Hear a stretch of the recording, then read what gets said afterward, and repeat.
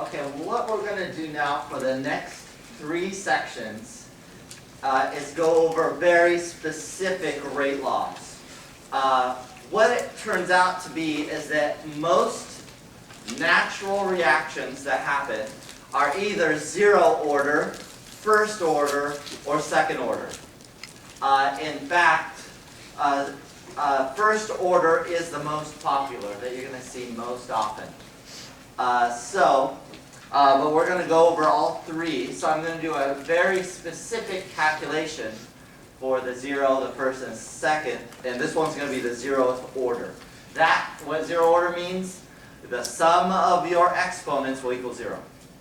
That's it. Okay, so let me show you. What we're going to do is combine 2 concepts from previous parts of the chapter.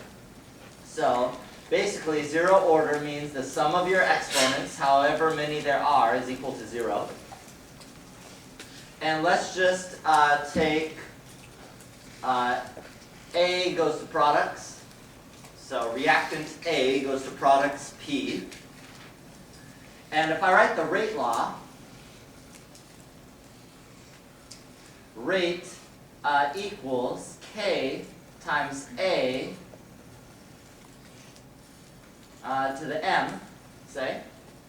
But we know it's 0 order, so it's K times A to 0. What's anything to the 0 power? 1, yeah. So rate equals the rate constant in this case. Okay, and now let's go attack from a different angle and a different pen color. Also, the rate, we can do it through kind of the definition we had before. So if you remember, rate is negative change in concentration of A over change in time. Now, notice those are both equal to rate. So I'm going to write down, in a different color again, what's called the differential rate law. And what this does is combine these 2 equations because they're both equal to rate. And so I'm using our initial definition from the chapter, which is down here in green, with now our rate law definition, and putting those together is equal to each other. So I'm going to say that minus the change in A, change in concentration of A over change in time, equals K. This is what's called the differential rate law. For the most part, useless for us, but we're going to make it useful. This, as your difference between, say, point 1 and 2, or 2 and 3, or whatever you're taking the difference between, gets smaller and smaller, those deltas turn into little d's. That's why it's called, so if you know calculus, that's where the differential comes from. If you don't know calculus, you can zone out for the next minute or so. So you have full-on permission to zone out right now. Okay. What we're going to do is rearrange this so you get minus dA, and you thought calculus was not useful, equals K dt. What am I going to do? Oh, let's integrate both sides. I told you if you didn't have calculus before, zone out right now.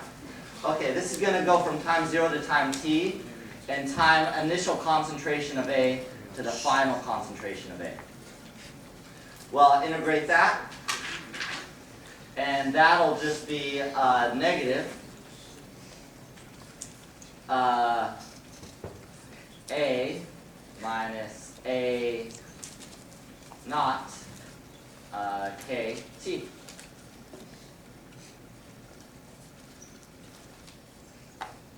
Okay, now you can zone back in. So now what I'm going to do, I'm going to rearrange this a little bit. Let's move the negative over. A minus A naught equals minus kt, or A equals minus kt plus A naught. Circle that. This is called your integrated rate law. Why integrated? Because I integrated it. This is going to be extremely useful. So we're not going to use the differential rate law. We're going to use the integrated rate law. If I plotted this, what do you think it would look like?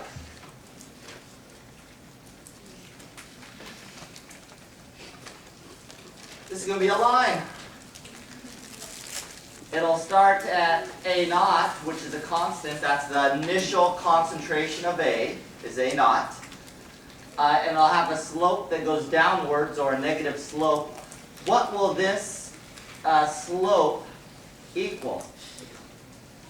Yep, negative k. Again, what's k? K is the slope, and it's also called the rate constant. So if you plot your integrated rate law on the concentration versus time axis, and you multiply the slope by -1, you'll know the rate constant. So this is a method of doing numerous things, but one thing you can do is find out what k is, or the rate constant. Now we're going to add something else very exciting in here. The zeroth, here's how I write zeroth. The zeroth order half-life. Okay? Half-life turns out to be something really interesting. It is the time it takes for half of the concentration, the original concentration, to disappear. And you'll see a lot of applications of half-life when we get to nuclear chemistry. We'll want to know the half-life, which is going to be a constant for, say, a given element. And there's a lot of other places you'll see half-life. So, what does that mean again? Where does the original concentration at A equal half the concentration originally? So if the original concentration is 6 molar, how long does it take to get to 3 molar? So let's plug this in, our integrated rate law. So A, 1/2 is 1/2 A naught, I'm plugging it into the integrated rate law, equals minus KT plus A naught, or minus A naught. Oh yeah, no, plus. Okay, now let me solve a little bit here. I'll say, oh, looks like if I move the A naughts to the right, you get a half A naught on the right-hand side and a positive KT on the left-hand side. I want to solve for T.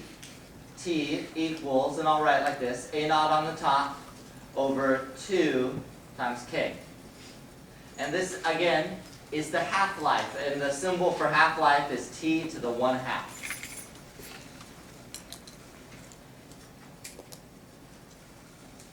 So this is the half-life for the 0th order rate law.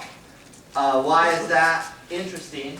Well, if you could measure your initial concentration, then measure the concentration halfway through, and you're going to do this in lab, you can find the half-life. Once you know the half-life, you can find K. And K, again, the rate constant is important in the integrated rate law and your regular rate law definition. So that's what's called the half-life. So notice that this will not vary. So this is not dependent on the concentration of the reactant, this half-life. Okay? So this one, practically, you're going to lose constantly over time.